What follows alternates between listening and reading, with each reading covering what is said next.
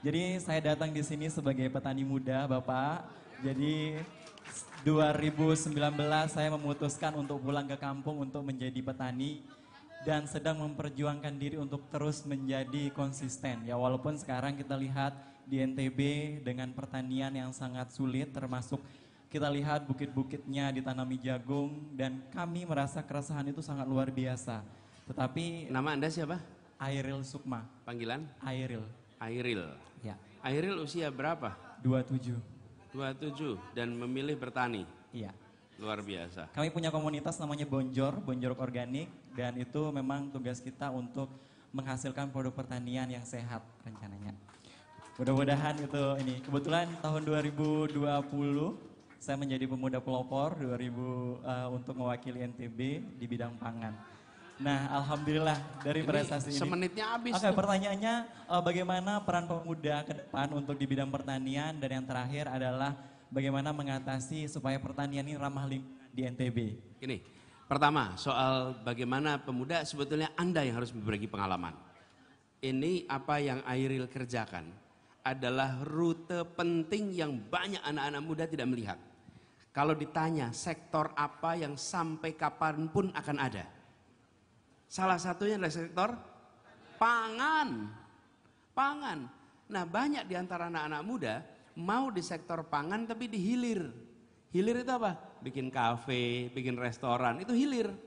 Hulunya jadi petani. Dan pertanian itu, kalau pertanian secara makro, itu meliputi unsur pertanian nih. Pertanian itu sendiri, perkebunan, perikanan, kelautan, kehutanan, itu semua adalah pertanian dan itu hulu.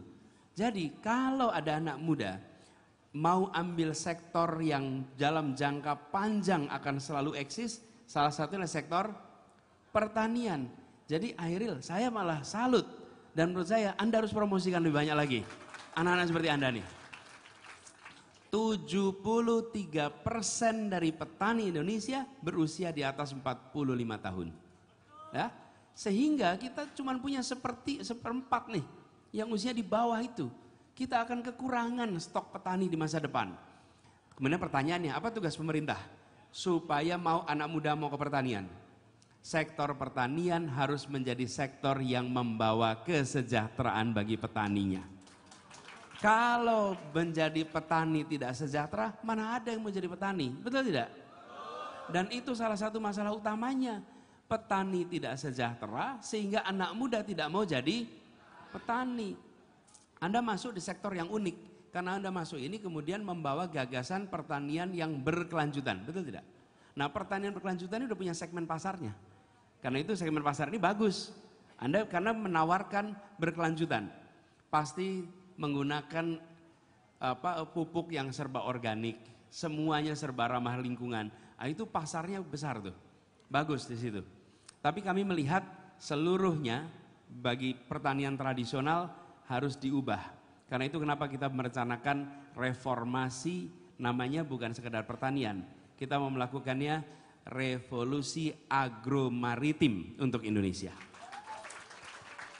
Supaya kita ubah kebijakan itu agar lebih banyak lagi anak muda yang mau menjadi petani. Anak muda tidak mungkin mau masuk dunia usaha yang tidak memberikan keuntungan, nggak mungkin. Jadi inilah salah satu yang itu PR-nya di pemerintah. Tapi yang saya berharap dari Airil, saya berharap Airil berbagi cerita betapa membahagiakannya menjadi petani itu. Oke? Ya, Siap? Siap. Kita salaman ya? Ya. Oke, terima kasih.